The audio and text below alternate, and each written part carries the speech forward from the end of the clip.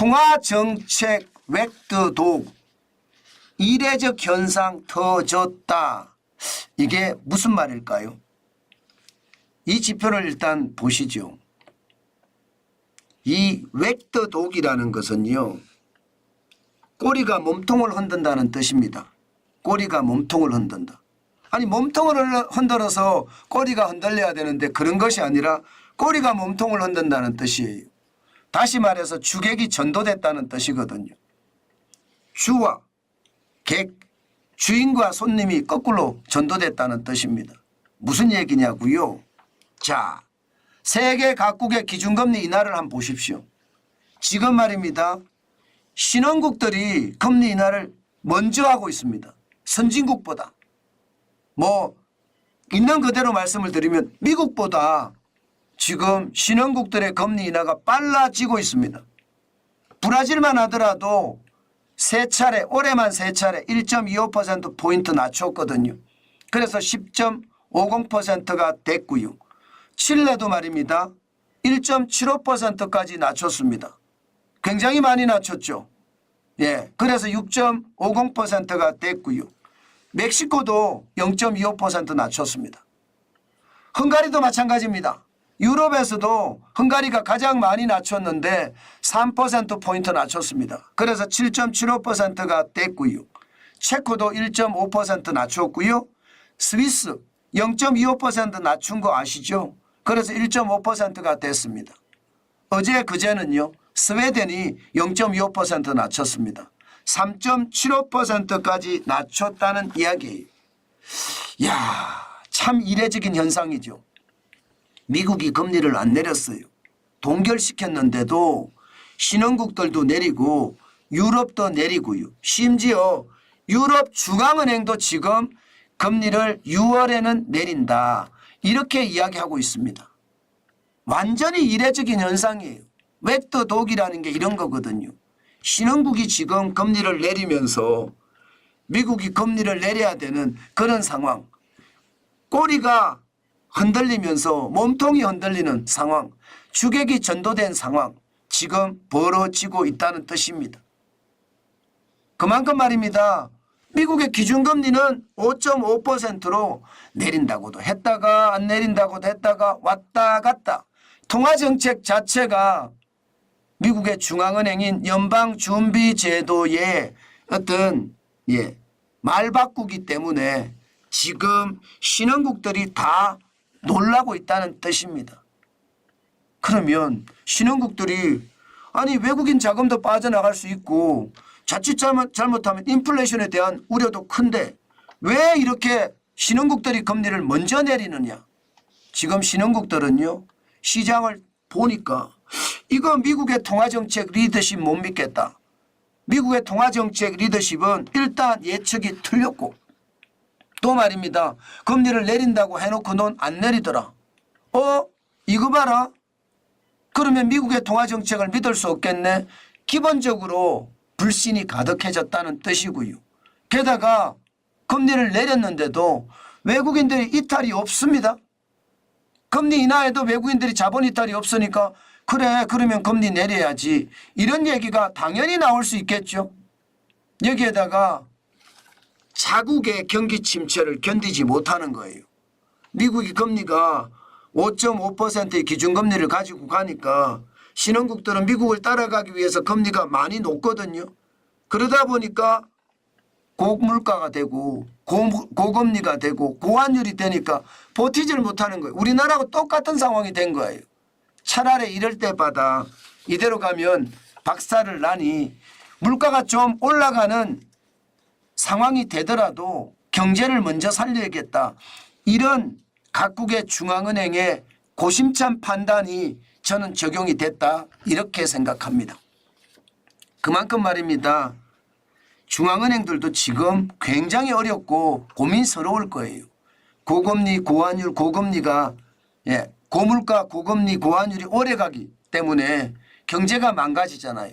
그게 충격이 되는 거라 이렇게 이야기할 수 있습니다. 그래서 제가 신흥국이 먼저 금리를 내리는 이례적인 현상이 터졌다. 그 말씀을 드린 거예요. 자, 그러면 대한민국은 어떻게 해야 될까요? 대한민국의 3.5%의 금리 충분히 높고요. 일반적으로 고물가의 고금리 고환율 때문에 우리 경제도 무너진다 이렇게 이야기하고 있거든요. 그런데 중요한 것은요. 다른 신흥국들처럼 우리도 금리를 내릴 수 있습니다. 그런데 성장률이 이게 장난이 아니에요. 1분기 성장률이 1.3%, 시장의 예측치는 0.6%였는데 2배가 넘게 성장했어요. 깜짝 성장을 한 거예요. 그래서 금리를 내리고 싶어도 내리기가 참 어려운 상황입니다. 분명한 것은 다른 신흥국들은 경기 침체가 되기 때문에 내린다 이렇게 이야기하지만 우리는 금리를 내리기가 굉장히 어렵습니다. 게다가 말입니다. 시장이 이렇게 잘 돌아간다는 느낌이 있으니까. 그런데 여러분 우리가 한 번쯤 생각해 봐야 될 것은 반드시 있습니다. 무슨 얘기냐고요? 지금 이거를 보면 관리재정 수지입니다. 나라 살림의 실질적인 지표예요. 세금을 받아서 나라 살림을 사는 것. 단순하게 그것만 나타내는 건데 1월에서 3월까지 재정 적자가 75조 3천억 원이었거든요. 역대 최대입니다. 이 말은 여러분 예산을 미리 끌어다 썼다 이렇게도 생각이 들거든요. 미리 끌어다 썼다. 이게 한국은행에서 돈을 빌려서 미리 끌어다 써서 총선을 앞두고 세금 퍼주기도 하고요. 총선에 예산도 투입하고요. 그러면서 말입니다. 억지 성장을 한 것은 아닌가. 저는 그런 생각도 하고 있습니다. 만약에 말입니다. 지금 현재까지는 억지 성장인 가능성이 굉장히 높다고 보거든요. 이게 억지 성장이고 2분기가 성장률이 플러스가 아니라 마이너스로 돌아설 때 과연 우리의 금리는 어떻게 해야 될까요? 아마 말입니다. 금리 인하에 대한 어떤 이야기가 미국이 하지 않더라도 우리는 금리 인하에 대한 이야기가 당연히 나올 수 있고요. 금리를 인하할 수도 있습니다. 저는 여러분 계속해서 말씀을 드리는 게 미국의 통화정책에 무조건적으로 따라가지 말고 대한민국의 통화정책을 제대로 보는 게 중요하다. 그러면서 금리를 내린다고 하더라도요. 또 뒤축에서는요. 채권을 예를 들어 말입니다. 팔아서 시중에 통화량을 끌어들이는 것. 저는 그게 동시에 필요하다고 보거든요. 신흥국들이 금리를 내리면서 경제를 걱정하는 것. 우리가 선거 때문에 돈을 땡겨 써서 성장을 했지만 2분기에 나빠진다면 금리 인하에 대한 생각도 반드시 해봐야 한다는 뜻입니다. 그러면서 통화량이 늘어나는 것은요. 통화 긴축으로 대응해 가는 것.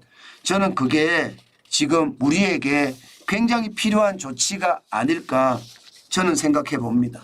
그 정도로 말입니다. 시장은요. 굉장히 변하고 있고요. 또 그 변하는 시장에 우리가 강력하게 대응을 해야 되겠다.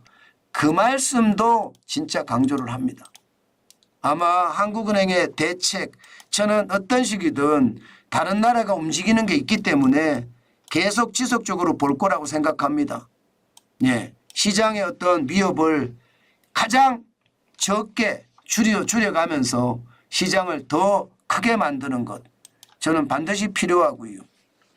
적재적소에 소비를 할 수 있는 힘을 길러주는 것 마중물이라고 하죠. 퍼주기 말고요. 지금은 모든 게 퍼주기가 너무 많거든요. 퍼주기 말고 제대로 된 마중물이 지금은 그 어느 때보다 필요하지 않을까 싶습니다. 결국 좌파 정부가 지금 계속되고 있는 거잖아요.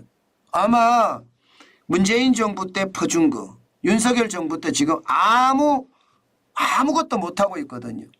총선에 대패를 했기 때문에 앞으로도 못할 겁니다.